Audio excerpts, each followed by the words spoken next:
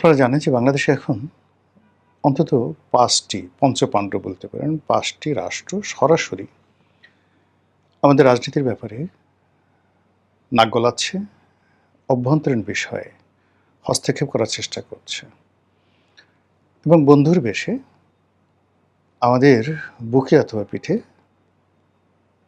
আমি কিছু বললাম না, কিছু একটা করার চেষ্টা করছে। সেই রাষ্ট্রগুলোর মধ্যে ১ নম্বর হলো আমেরিকা, এরপরে ইউরোপের রাষ্ট্রগুলোর মধ্যে তুরস্ক,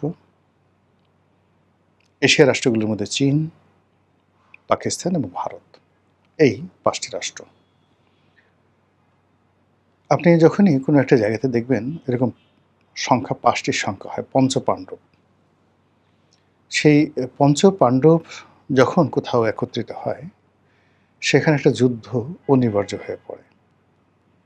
যে কোনো একটা জায়গাতে কতগুলো ট্রায়াঙ্গেল রয়েছে, যেমন ধরুন দুটো পক্ষের মধ্যে সংঘাত সংঘর্ষ, ৩টি পক্ষের মধ্যে সংঘাত সংঘর্ষ, এটিকে ট্রায়াঙ্গেল বলা হয়। আরেকটিকে বলা হয় পরস্পর বিরোধী, আরেকটা হচ্ছে চতুর্মুখী। কিন্তু যেখানে ৫টি কোণ থাকে, ৫টি ক্ষেত্র থেকে অধিক্ষেত্র থেকে ৫ ধরনের সিদ্ধান্ত আসে, এটিকে আমরা জ্যামিতির ভাষা বলি রম্বস। আর সেই রম্বস যখন রাজনীতির ময়দানে আসে তখন কোনো অবস্থাতেই যুদ্ধ এড়ানো যায় না এবং সেই যুদ্ধের পরিণতি মারাত্মক আকার ধারণ করে। বাংলাদেশে এখন যে ৫টির কথা বললাম রাষ্ট্রশক্তি পঞ্চপাণ্ডব, ঠিক একই অবস্থা দেখেন এখন ইরানে ঘটছে। সেখানে Iran, America, Israel, Iran, America, Israel, এরপর রাশিয়া এবং চীন। দেখেন ৫টা রাষ্ট্র। এই ৫টি রাষ্ট্রের যে স্বার্থ এবং অন্যান্য যে বিষয়, এই পুরো বিষয় পুরো মধ্যপ্রাচ্য, হরমুজ প্রণালী এবং আরেকটা হরমুজ প্রণালীর মধ্যে গুরুত্বপূর্ণ আরেকটি প্রণালী রয়েছে যেটা বাব আল মান্দ, ইয়েমেনের কাছাকাছি, যেটি হুতিরা নিয়ন্ত্রণ করতে পারে। তো এই বাব আল মান্দ এবং হরমুজ এই দুটো যদি বন্ধ করে দেওয়া হয় পরিপূর্ণভাবে, পুরো মধ্যপ্রাচ্যের যে তেল এটির অলমোস্ট 60% তারা নিয়ন্ত্রণ করতে পারবে। তো সেই বিষয়গুলো এখন খেলছে ৫টি পক্ষ। এর কারণে দেখুন বারবার সমঝোতা হচ্ছে, বন্ধ হচ্ছে, আবার সেই যুদ্ধ শুরু হয়ে গেছে। বাংলাদেশে একই অবস্থা। বাংলাদেশে ১৭টি বছর ধরে আওয়ামী লীগ প্রাণান্ত চেষ্টা করেছে মোটামুটি একটা সমঝোতাপূর্ণ সম্পর্ক ৩টি শক্তির সঙ্গে রাখার জন্য। ১ নম্বরে ভারত, ২ নম্বরে চীন। এখানে তারা মোটামুটি সফল হয়েছে, কিন্তু আমেরিকার সঙ্গে তারা পেরে ওঠেনি। শেখ হাসিনা প্রাণান্ত চেষ্টা করেছিলেন আমেরিকার সঙ্গে একটি সম্পর্ক যেটা পাকিস্তান করেছে। পাকিস্তান চীনের সঙ্গে সম্পর্ক রাখছে, আমেরিকার সঙ্গে সম্পর্ক রাখছে, আবার রাশিয়ার সঙ্গে ইরানের সঙ্গেও কিন্তু তার সম্পর্ক ভালো আছে। এটা পাকিস্তানের ভৌগোলিক অবস্থা, পরমাণু শক্তি, অন্যান্য সব মিলে হয়তো পাকিস্তান পেরেছে, বাংলাদেশ সেটা পারেনি। কিন্তু এখন যে অবস্থা তৈরি হয়ে গেছে সে অবস্থা হলো যে এই যে পঞ্চপাণ্ডব ৫টি দেশ, এই ৫টি দেশের ভিন্ন ভিন্ন স্বার্থ রয়েছে, আবার তাদের অভিন্ন স্বার্থ রয়েছে ৫টি দেশের। আবার ৫টি রাষ্ট্র দুটো বলয়, ৩টি বলয়, প্রথমত ৩টি বলয় তারা বিভক্ত হয়ে কাজ করছে, যেমন চীন এবং পাকিস্তান একত্র হয়ে কাজ করছে, এটি হলো একটা বলয়। আরেকটা হলো আমেরিকা এবং পাকিস্তান, এটি হলো দুটো বলয়। আরেকটা বলয় হলো ভারত এবং আমেরিকা, ৩টি বলয়। তো ৫টা শক্তি ট্রায়াঙ্গেল হয়ে ৩টি কৌণিক দূরত্ব তৈরি করে বাংলাদেশের সঙ্গে তারা রাজনীতি, অর্থনীতি, সাম্রাজ্যবাদী নীতি সব কিছু করার চেষ্টা করছে। এবং এখানে দেখুন ৩টি অ্যাঙ্গেলের মধ্যে দুটো অ্যাঙ্গেলই আমেরিকা আছে। ভারতের সঙ্গে আমেরিকা আছে, পাকিস্তানের সঙ্গে আমেরিকা আছে, আর তুরস্ক যে বাংলাদেশের সঙ্গে যে কাজটি করতে চাচ্ছে সেটি সে মূলত এখানে একটা কারোর সাথে যোগাযোগ না করে তার যে একটা নিজস্ব যে একটা আইডেন্টিটি আছে বর্তমানে একে পার্টির, তার ধারাবাহিকতা এখানে একটি ইসলামী রাষ্ট্র, উগ্রবাদী একটা শক্তি তারা এখানে প্রতিষ্ঠা করতে চাচ্ছে। এটা ডাইরেক্ট তুরস্ক সরাসরি। এখানে আমেরিকা, ভারত কারোর সঙ্গে তার কোনো যোগাযোগ নেই। তো বোঝার চেষ্টা করুন, এই অবস্থাতে একটি সরকার এখন যে আছে, সেই সরকার সবচেয়ে নাজুক অবস্থায় আছে। প্রথমত সরকার যারা পরিচালনা করছেন তারা যারা অভিজ্ঞতা সম্পন্ন তারা বৃদ্ধ, খুবই বৃদ্ধ, এবং 17 বছর আউট অফ রেস থাকার কারণে বিশ্ব রাজনীতি, বিশ্ব অর্থনীতি ইত্যাদি থেকে তারা বহু দূরে, বহু যোজন দূরে তারা চলে গেছে। পরবর্তী যে অংশটি আছেন যারা যুবক, বৃদ্ধ নন, যুবক, তো তাদেরও আসলে অভিজ্ঞতা নেই এবং সফলতা নেই। এর বাইরে একেবারে নবীন কিছু মন্ত্রী আসছেন যাদের অভিজ্ঞতা কনসিস্ট বাংলাদেশের মধ্যে সীমাবদ্ধ।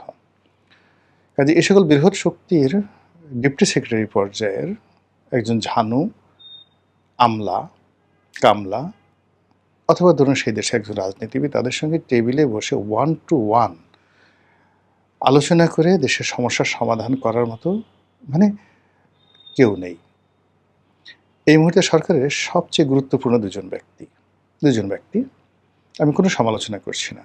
1 নম্বরে জনাব সালাউদ্দিন সাহেব, 2 নম্বরে খলিলুর রহমান সাহেব। এখন সালাউদ্দিন সাহেব এবং খলিলুর রহমান সাহেব নরেন্দ্র মোদীর সঙ্গে বা ডোনাল্ড ট্রাম্পের সঙ্গে বৈঠক করবেন, সেটা অনেক পরের বিষয়। খালি জাস্ট দেখুন, বাংলাদেশে নিযুক্ত মার্কিন রাষ্ট্রদূত মিস্টার ব্রেন্ট ক্রিস্টেনসেন, কিংবা পাকিস্তানের রাষ্ট্রদূত, ইভেন ইরানের রাষ্ট্রদূত, ওনাদের সঙ্গে যখন এই দুজন ক্ষমতাধর ব্যক্তি পাশাপাশি বসেন, দাঁড়ান, এদের বডি ল্যাঙ্গুয়েজ লক্ষ্য করুন, তারপর এদের দিকে তাকান, আমার কাছে কী মনে হয় যে ওনাদের পাশে আমাদের দুজন ক্ষমতাধর লোকদেরকে কিভাবে মানায় এবং কেমন দেখায়, তাহলে আপনি বুঝতে পারবেন এখানে আউটপুট কিভাবে আসে। অথবা ধরুন প্রধানমন্ত্রী, এখন প্রধানমন্ত্রীকে উপস্থাপন করার জন্য সামাজিক মাধ্যম এখন একটা গুরুত্বপূর্ণ প্ল্যাটফর্ম। সেখানে বিএনপির মিডিয়া সেল আছে, প্রধানমন্ত্রীর কার্যালয় আছে, স্বয়ং তারেক রহমান সাহেব তার নিজের নামে ফেসবুক পেজ আছে। অহরহ প্রতিদিন সেখানে ভিডিও দেওয়া হচ্ছে, বিভিন্ন গুরুত্বপূর্ণ ইভেন্টের ছবি দেওয়া হচ্ছে, এবং লক্ষ্য করুন যে গত 4 মাসে এটি জ্যামিতিক হারে কমেছে। এখন এই সকল পেজের যে কোনো খবর তাদের ব্যাপারে মানুষের কোনো আগ্রহ নেই, লাইক কমেন্ট কিচ্ছু নেই। ফলে এই সরকারকে সবাই বলতো যে এটি ফেসবুকের সরকার, সেই ফেসবুকের সরকার এখন টেক্সটবুকের সরকার হয়ে গেছে। তো এই সকল পেজে যেটি দেখা যায় যে স্বয়ং সরকার প্রধান তার জীবনের বা দৈনন্দিন কর্মের উল্লেখযোগ্য বিষয়গুলো আপনি কি দেখেন?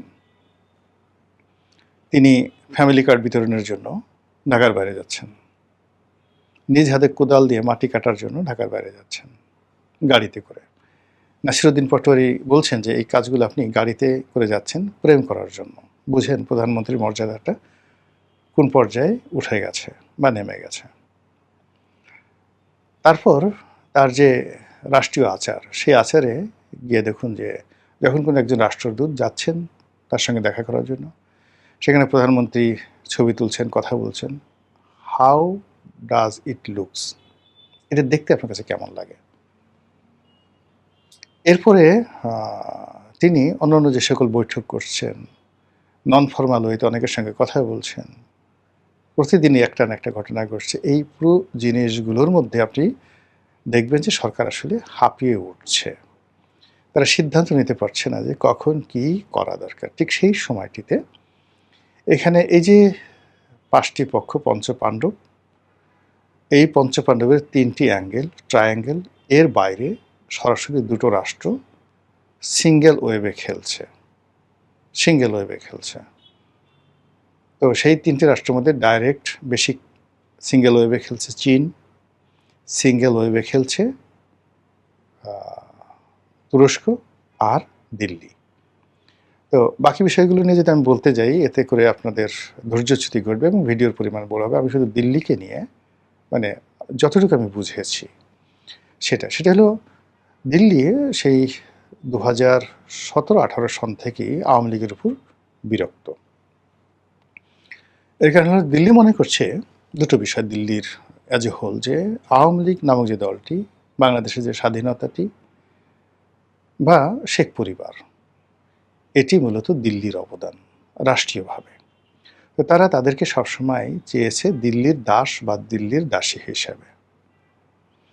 এখানে বাংলাদেশে যিনি রাষ্ট্রদূত আসবেন, তিনি ডিপটি অ্যাম্বাসেডর হন বা অ্যাম্বাসেডর হন, তিনি প্রধানমন্ত্রীর দরবারে সর্বেসর্বা থাকবেন। কিন্তু যে কোনো কারণে হোক শেখ হাসিনা বা বঙ্গবন্ধু এরা দুজনই এই জিনিসটি কখনো মানতে পারেননি। তো মানতে না পারার কারণে অনেক রাজনৈতিক ঘটনাগুলো ঘটেছে, যেগুলো বিভিন্ন বইতে ঐতিহাসিকভাবে এই বিষয়গুলো উঠে এসেছে। যারা বঙ্গবন্ধুর ঘনিষ্ঠজন ছিলেন, ইসলামপন্থী সাংবাদিক বা শেখ হাসিনার ঘনিষ্ঠজন ছিলেন, তারা কিন্তু এই বিষয়গুলো জানেন যে আসলে পর্দার আড়ালে কী ঘটনাগুলো ঘটে। তো যেটা বলছিলাম যে 2016-17 সনের পরই শেখ হাসিনা প্রাণান্ত চেষ্টা করেছেন ইন্ডিয়ার একটা বলয় থেকে বের হয়ে আরেকটি বলয় তৈরি করার জন্য, এবং ইন্ডিয়া ঠিক সেই সময়টা থেকেই বিএনপির সঙ্গে জামাতের সঙ্গে বিভিন্ন অ্যাঙ্গেলে তারা যোগাযোগ শুরু করেছে। কিন্তু এই দুটো দলকে কখনোই তারা প্রেডিক্টেবল অবস্থায় পায়নি। ঘুরে ফিরে তাদের কাছে মনে হয়েছে আওয়ামী লীগই মন্দের ভালো। এবং এইভাবে টানাপোড়েনে যখন 2018 সালের যে নির্বাচনটা হলো, বলা হয়ে থাকে 2018 সালের নির্বাচনে ইন্ডিয়ার যে মাস্টার প্ল্যান ছিল বা শেখ হাসিনার যে ডিজায়ার ছিল, এটার অ্যাগেনস্টে গিয়ে সম্পূর্ণ চীন এখানে খেলে দেয়। এবং চীন যেভাবে ডিজাইন করে নির্বাচনের ঠিক একদিন আগে, ঠিক সেইভাবে নির্বাচনের ফলাফল হয় এবং আওয়ামী লীগের যে রাজনৈতিক মৃত্যু, বিশ্বাসযোগ্যতা, গ্রহণযোগ্যতা একেবারে জিরোতে পৌঁছে যায়। Sheikh Hasina become just a puppet. সবাই যেভাবে 2018 সনে তাকে বিশ্বাস করেছিল, সেখানে নির্বাচনটি যদি 100% অ্যাকুরেট হতো, সে নির্বাচনে যদি শেখ হাসিনা পরাজিত হতেন, তবু তিনি অমরত্ব লাভ করতেন এবং 2014 সালের নির্বাচন নিয়ে কেউ প্রশ্ন করত না, নো ওয়ান। কিন্তু সেখানে এমনভাবে একটা ঘটনা ঘটানো হয়েছে, জাস্ট নির্বাচনের 4-5 দিন আগের থেকে গ্রাউন্ড ওয়ার্ক করেছে। আমরা ফিল্ডে যারা ছিলাম আমরা টের পেয়েছি। আমরা 16 ডিসেম্বর, 29শে ডিসেম্বর নির্বাচন, 30শে ডিসেম্বর নির্বাচন হলো, আমরা 16 ডিসেম্বর থেকে টের পেয়েছি যে সামথিং হ্যাপেন, যেটা সরকারের নিয়ন্ত্রণে নেই, মিলিটারির নিয়ন্ত্রণে নেই, পুলিশের নিয়ন্ত্রণে নেই, কে যেন খেলছে। এবং এই খেলাধুলা যে কেবলমাত্র বিএনপির মধ্যে ছিল, আওয়ামী লীগের মধ্যে ছিল, নট লাইক দ্যাট। প্রত্যেকটা রাজনৈতিক দলের যারা শীর্ষ নেতৃত্ব, তারা এই যে যা কিছু হচ্ছে তারা জানতো। এবং আমরা যারা মাঠে ছিলাম আমরা সবাই বলির ভাটা হয়েছি। এর ফলে কী হলো, এই নির্বাচনের ফলাফল হওয়ার পরে শেখ হাসিনা গণতান্ত্রিক বিশ্বে, গণতান্ত্রিক রাজনীতিতে এবং বাংলাদেশের মানুষের কাছে বিশ্বাসযোগ্যতার ক্ষেত্রে একেবারে জিরোতে গিয়ে পৌঁছান, বিরক্তিকর একটা জায়গাতে গিয়ে পৌঁছান। তারপরে তিনি চেষ্টা করেছেন বিভিন্ন অ্যাঙ্গেলে আবার একটি সমঝোতা করার জন্য, কিন্তু সেটা তিনি পারেননি।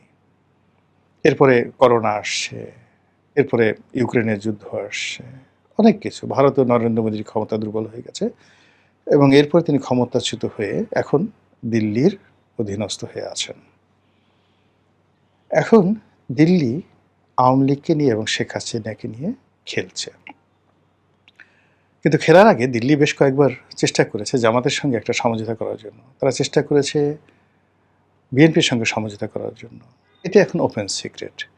কিন্তু গত 4 মাসের ধারাবাহিকতায় কিংবা ধরুন গত 2 বছরের ধারাবাহিকতায় দিল্লি এককভাবে বিএনপি এবং জামাত কাউকে বিশ্বাস করতে পারছে না। আবার তারা মনে করছে যে মন্দের ভালো হিসেবে আওয়ামী লীগ তাদের কৌশলগত পার্টনার। কাজেই শেখ হাসিনাকে রেখে হোক, শেখ হাসিনাকে বাদ দিয়ে হোক, আওয়ামী লীগের মাধ্যমেই তারা বাংলাদেশে তাদের যে মিশন, সেই মিশনটা তারা চালু করতে চায় এবং এটার প্রেক্ষিতে একটার পর একটা তারা যাকে বলা হয় ছক্কা মেরে যাচ্ছে।